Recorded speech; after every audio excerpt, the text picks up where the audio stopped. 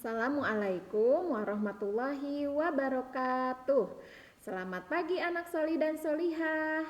Alhamdulillah hari ini kita bisa belajar bersama kembali. Bu Vita harap anak soli solihah saat ini di rumah sedang melaksanakan ibadah saum hari ke-11. Bu Vita berharap anak soli solihah semuanya dalam keadaan sehat dan selalu semangat untuk belajar karena Allah ya, semangat untuk menambah ilmu hari ini. Hari ini kita akan melanjutkan belajar PAI atau Pendidikan Agama Islam. Kita akan melanjutkan ke bab sholat ya. Nih di bab sholat ini kita belajar mengenai yang pertama menyebutkan tata cara sholat, yang kedua melaksanakan sholat dengan tertib, lalu yang ketiga sikap disiplin dalam mengikuti pembelajaran ini. Nah, untuk yang pertama menyebutkan tata cara sholat sudah kita pelajari di pertemuan selanjutnya ya. Apa itu pengertian sholat, apa saja syarat-syarat sah ketika kita akan melakukan sholat. Nah, bagi soli-solihah yang belum menyaksikan atau menyimak materi sebelumnya, mohon untuk disimak terlebih dahulu ya soli-solihah agar paham dari awal tentang materi sholat ini, dari mulai pengertian dan apa syarat yang harus kita penuhi ketika akan melaksanakan ibadah sholat ya. Sholat ini adalah ibadah yang paling utama karena merupakan ibadah yang Allah lihat, Allah nilai pertama kali dari kita hambanya ya. Jadi ibu harap anak soli-solihah sungguh-sungguh ketika mempelajari materi sholat ini ya. Kita semangat dan sungguh-sungguh untuk belajar sholat. Oke, nah hari ini kita akan melanjutkan ke rukun sholat. Apa itu rukun sholat? Nah, rukun sholat adalah bacaan dan gerakan yang wajib dilakukan saat menjalankan sholat. Ibu ulang sekali lagi ya. Rukun sholat adalah bacaan dan gerakan yang wajib dilakukan saat menjalankan sholat. Artinya sholat kita dianggap tidak sah atau batal jika tidak memenuhi rukun sholat dengan sengaja. Nah, berarti harus diperhatikan betul ya apa saja yang termasuk rukun-rukun dalam sholat. Karena jika tertinggal salah satu saja dengan sengaja, maka sholat kita menjadi tidak sah dan batal. Apa saja rukun-rukun sholat itu? Nah, ada 13 rukun sholat yang perlu kita penuhi dalam melaksanakan sholat. Simak baik-baik ya soli-solihah. Yang pertama adalah niat. Oke, niat ini bisa dilafazkan, dibacakan dengan ucapan, bisa juga kita ucapkan dalam hati ya. Tetapi niat ini harus kita niatkan setiap kita akan sholat, kita harus membaca niat ya. Lalu yang kedua adalah takbir. Nanti akan dijelaskan ya secara rinci satu persatu. Sekarang kita hafalkan dulu poin-poinnya 13 rukun sholat ini. Ibu ulang sekali lagi ya. Rukun sholat itu yang pertama niat, yang kedua takbir atau takbiratul ihram, yang ketiga berdiri tegak. Nah ini ya rukun sholat yang ketiga. Selanjutnya yang keempat adalah membaca surat Al-Fatihah. Yang kelima adalah ruku dengan tumakninah. Apa itu tumakninah? Tumakninah itu artinya tenang, tidak terburu-buru sholatnya. Khusyuk itu artinya tumakninah ya. Selanjutnya yang keenam iktidal dengan tumakninah. Yang ketujuh sujud 2 kali dengan tumakninah.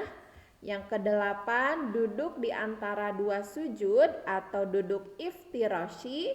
Yang kesembilan duduk tasyahud akhir dengan tumakninah.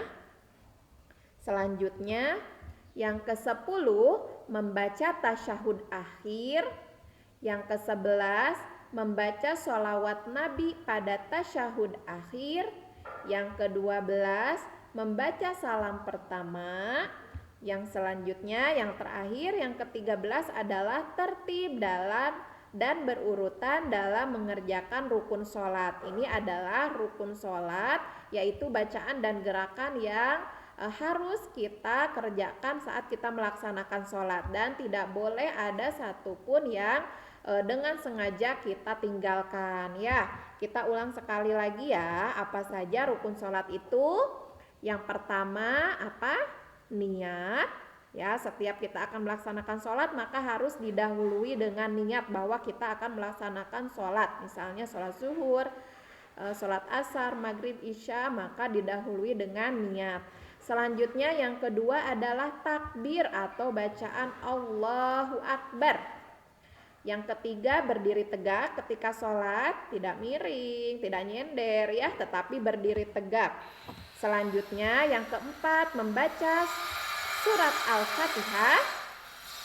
Ibu yakin sudah hafal semua ya surat Al-Fatihah, karena ini termasuk rukun sholat yang tidak boleh ditinggalkan ketika kita sholat. Yang kelima, ruku dengan tumakninah, dengan tenang. Yang keenam, i'tidal dengan tenang. Yang ketujuh, sujud 2 kali dengan tumakninah. Yang kedelapan, duduk di antara 2 sujud.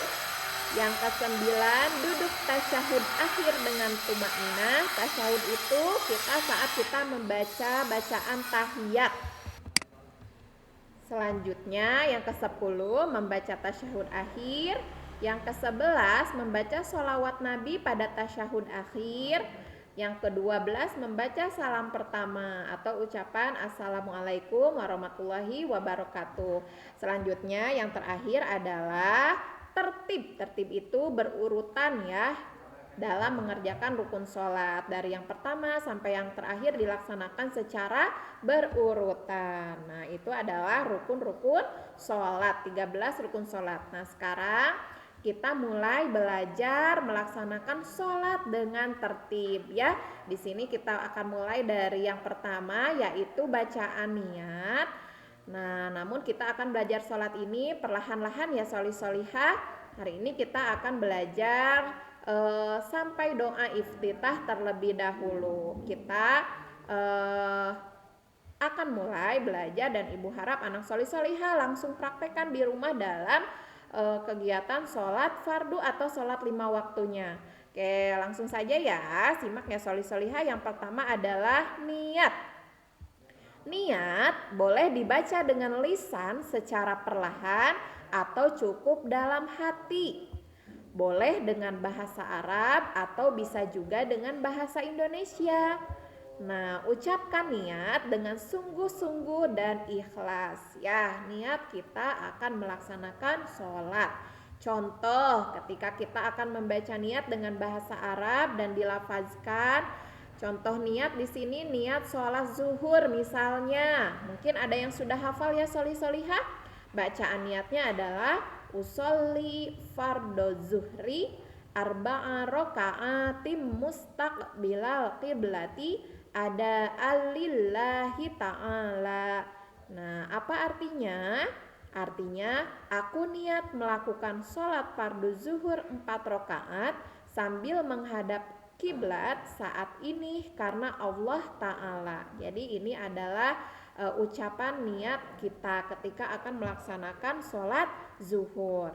Selanjutnya setelah membaca niat, yang kedua adalah bacaan takbiratul ihram.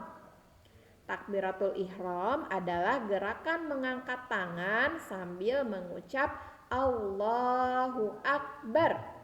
Nah, bacaan takbiratul ihram ini juga termasuk rukun sholat. Tidak boleh ditinggalkan saat kita melaksanakan sholat ya. Selanjutnya setelah bacaan dan gerakan takbiratul ihram, kita biasanya membaca doa iftitah. Nah, doa iftitah ini tidak termasuk rukun sholat, tetapi sunnah sholat ya. Meskipun bukan rukun dan tidak batal jika kita tidak membaca doa iftitah, namun ketika kita membaca doa ini maka insya Allah sholat kita lebih utama ya solihah, dan memang ini sunnah yang diutamakan. Kita semuanya sudah terbiasa membaca doa iftitah dalam sholat. Doa iftitah artinya doa pembukaan, dibaca setelah takbiratul ihram. Jadi setelah Allahu Akbar kita membaca doa iftitah ya. Bacaan doa iftitah ini pun ada dua macam ya. Ada yang kita gunakan saat ini, yang umum digunakan ya di kita, ada juga bacaan yang lainnya. Kalau misalnya anak solihah di rumah sama ayah bunda berbeda dari bacaan yang Bu Pita akan contohkan sekarang, itu tidak apa-apa ya. Bisa dilihat juga di buku PAI, itu versi bacaan doa iftitah yang satunya lagi ya. Untuk yang di sini Bu Pita bacakan yang ini ya. Bismillahirrahmanirrahim. Allahu akbar kabira walhamdulillahi katsira wa subhanallahi bukrata wa asila. Inni wajjahtu wajhiya lilladzi fataras samawati wal arda hanifan musliman wa ma ana minal musyrikin. Inna sholati wa nusuki wa mahyaya wa mamati lillahi rabbil alamin la syarika lahu wa bidzalika umirtu wa ana minal muslimin. Nah, ini adalah bacaan doa iftitah, dibaca setelah kita takbiratul ihram ya. Nah, solihah, untuk tahap belajar sholat pertemuan hari ini kita cukupkan sampai bacaan doa iftitah terlebih dahulu ya. Silahkan anak solihah dipraktekkan setiap sholat. Dimulai ketika sholat itu dimulai dengan bacaan niat, selanjutnya takbiratul ihram, mengangkat kedua tangan seperti ini, lalu dengan mengucap Allahu Akbar, setelah itu membaca doa iftitah ya. Nah, doa iftitahnya boleh didampingi oleh ayah bunda di rumah ya, sampai kalian betul-betul hafal. Nah, bagaimana anak solihah materi hari ini? Pada pertemuan hari ini kita sudah belajar mengetahui rukun sholat dan belajar tata cara sholat dengan tertib. Pertemuan selanjutnya kita akan melanjutkan materi tata cara sholat dengan tertib. Setelah doa iftitah kita akan membaca apalagi rukun sholat. Setelah ini nanti kita akan melanjutkan pada pertemuan selanjutnya ya. Nah, tugasnya untuk materi kali ini adalah anak solihah sudah mulai belajar baik dari segi penyempurnaan gerakan atau bacaan sholatnya ya. Karena pada penilaian akhir semester akan ada praktek sholat secara mandiri sebagai penilaian untuk materi PAI bab sholat ini. Jadi bertahap ya belajar, mulai dari niat, lalu bacaan doa iftitahnya ya. Di rumah setiap hari dalam sholat coba baca bacaan sholatnya. Insya Allah dengan terbiasa, meskipun tidak dihafal tapi dibaca setiap kita sholat, insya Allah anak solihah nanti akan hafal, cepat hafal ya. Semangat ya solihah. Wassalamualaikum warahmatullahi wabarakatuh.